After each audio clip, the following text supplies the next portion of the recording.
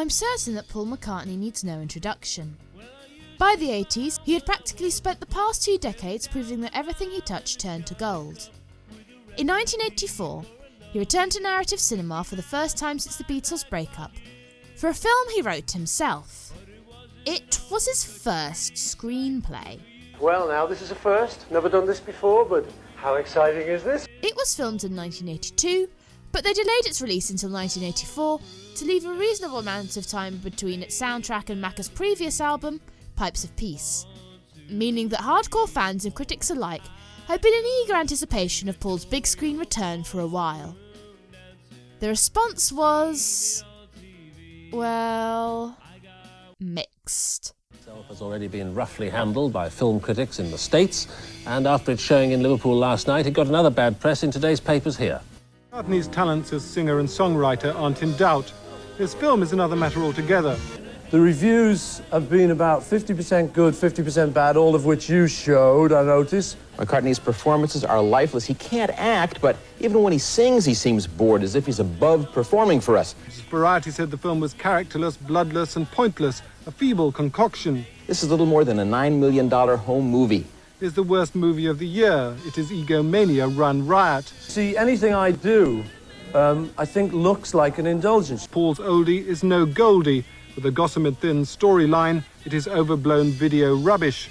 The people seem to like it. The film offers an object lesson in how not to integrate musical numbers into a narrative. Suspicion is that it's turning into a $9 million turkey. So for what it cost to make, it's actually doing quite well. You can't revive a corpse, and this film is a complete non-starter. Compared to the Beatles films, give my regards to Broad Street, needs help.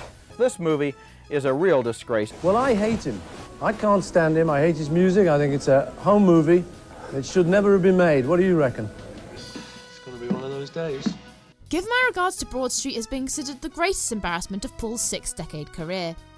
But when that's the career of the legendary Sir Paul McCartney, how bad could it really be? The film takes place in a daydream Paul has in a traffic jam on his way to work, and is something of a fantastical day in the life. Inspired by the real-life theft of his demos in Nigeria, the tapes for his latest album go missing when his employee, Harry, is tasked with delivering them.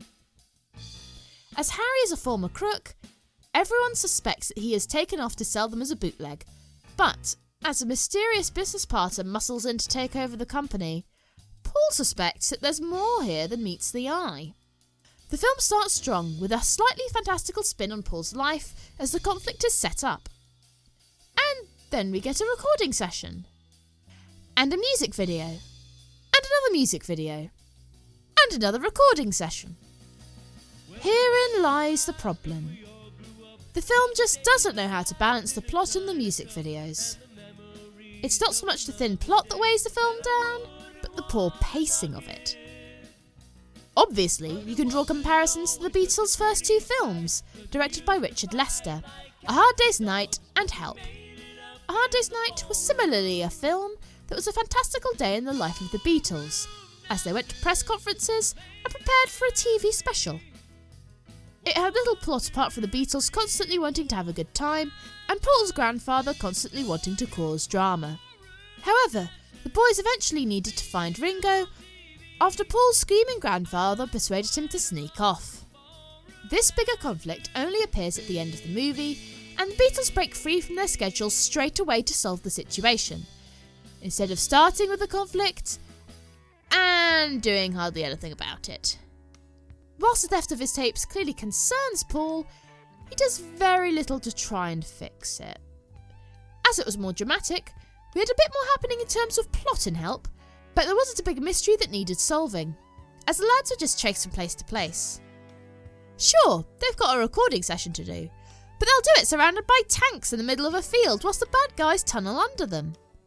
The plot is almost always grinding to a halt for these scenes in Broad Street though, especially when there are multiple songs in a row, with absolutely nothing happening in between. There are a whopping 14 songs in this film, all of which are played in full.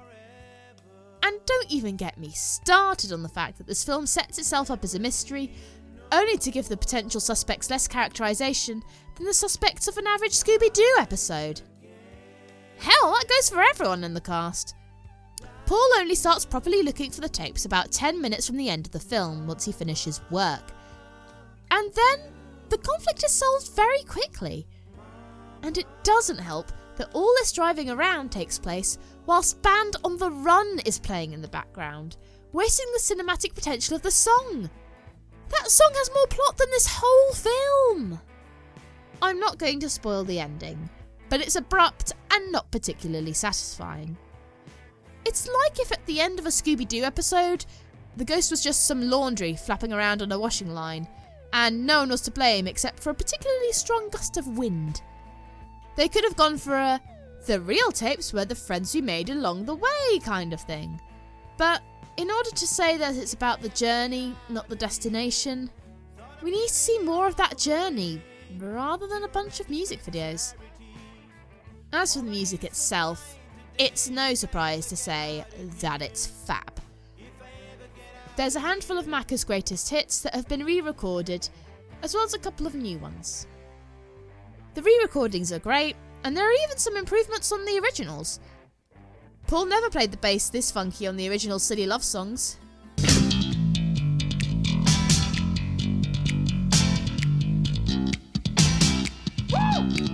I think I even prefer the dramatic version of Eleanor Rigby in this.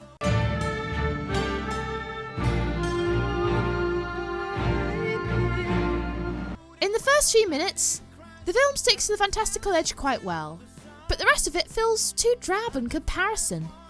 It's far easier to make an argument for style over substance when there's more style.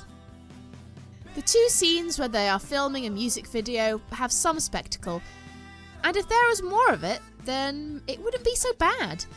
Movie musicals of old were full of spectacle. As for the dialogue, it's not terrible. It's serviceable, but it's certainly not enough to carry the film. I have seen worse, but there's definitely something very amateurish about the humour here. Look, I'll keep an eye out for him. Which one? My left one. It could have done with the wit of something like Alan Owen's script for A Hard Day's Night to help carry the film. The film stars Paul McCartney as himself, Paul's wife Linda McCartney as herself, Ringo Starr as himself, and Ringo's wife Barbara Bach as a reporter, because she's a proper actress. As they did in their Beatles film outings, Ringo and Paul do a decent job of playing themselves. Neither of them are particularly wooden. Obviously, their roles aren't that challenging, but yeah, it's fine. A young Tracy Ullman has a small role in this, as a very upset friend of Harry's, who looks like she's cosplaying as Toya Wilcox. It doesn't really go anywhere. Barbara Bach's character goes nowhere as well. She meets Ringo because she's reporting on the new album, and then she's part of their entourage for the whole movie. This scene just feels like when couples spice up their relationships by pretending to be strangers in a bar. Can I get some of your time later to talk? You can have ours, if you don't mind waiting a minute. If they wanted to include her, they should have made this role bigger, or really should have just had her playing herself. The way they act is not like two people who met a couple of hours ago. Also, I was surprised when I heard her American accent for the first time in this. I've literally only seen her as a KGB agent in The Spy Who Loved Me. It's also weird that whilst all this is happening, Paul has very few scenes with his wife? I would have thought that his wife would have been the first person he would turn to in a high-pressure situation like this. I think it was probably advisable that she steered clear of attempting to act, considering how the public responded to him bringing her into Wings, but she's right there the whole time, and he practically says nothing to her this whole movie. If you had no idea who Linda was, you would just assume she was another member of the band or something. I wish that this was in the hands of a more experienced director. Whilst the film appears competently directed, I do wonder if it would have gone differently with a more experienced director, whose work Paul respected greatly, would have shown him the ropes in terms of plot, and helped him to cement a singular vision for the whole film. Peter Webb had, and still has, only a few TV directing credits to his name. Whilst I can only speculate what Paul's relationship with the director was like, it felt like having someone who could say no to Macca may have helped a bit. Not that I'm calling Paul a diva. But the director may well have been too overwhelmed by Macca and his success to even think about doing anything other than following the script as written. There are frustrating seeds of greatness in this movie that show us what it could have been if it had more focus. As it is, it's a fun little romp through a few fun music videos, strung together by a dull plot. I think that if you've heard of this movie, your expectations are probably through the floor. So it's pretty surprising that this film isn't torturous. Then again, Ringo's film Son of Dracula is the worst film I've ever seen, and the pure torture of writing the video essay on that probably made me view this more favourably than I would have otherwise.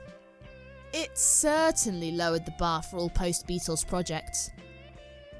You know what? I'm gonna say it. Rupert and the Frog Song was better. You may not like it as much, but you can't deny that it was more successful at what it set out to achieve than Broad Street. Its goals are simple, and Paul knocked it out of the park. A full screenplay as a solo endeavour was out of Paul's depth, but working on a story for a cute musical kids short film with an experienced animator was far more achievable. So, is it worth your time? If you're a Beatles fan, especially if you're a Paul fan, then there's no harm in it. Give it a go. It's a nice little Beatley oddity. Tick it off your list. If you're not a big fan of the Beatles, then yeah, there's no real point in watching it. I don't see any appeal for anyone outside the fandom. There's a lot to dislike and a lot to love here. It's not trying to be anything more than a good night out. And if watching a bunch of Paul McCartney music videos is your thing, then you mostly get that. But you'll still probably become a bit bored by the end of the film. As for Paul, I'm happy for him in that he got to try his hand at something new. It's always fascinating to see famous creatives try a different medium, for better or worse. I just wish that he'd surrounded himself with more experienced people to guide him when doing so. Let me know in the comments what Beatley film you'd like me to discuss next. I've got a video essay on Help in the pipeline, and my next video essay is on Magical Mystery Tour, so be sure to subscribe and hit the bell icon if you want to be the first to see them. If you want to watch me review more of Ringo's cinematic misadventures, you can watch my playlist of Ringo movie reviews here. See you soon! Would you like to see all the kids in the country wearing hair like yours? I would like to see all the kids in the country wearing the hair like they'd like to wear it.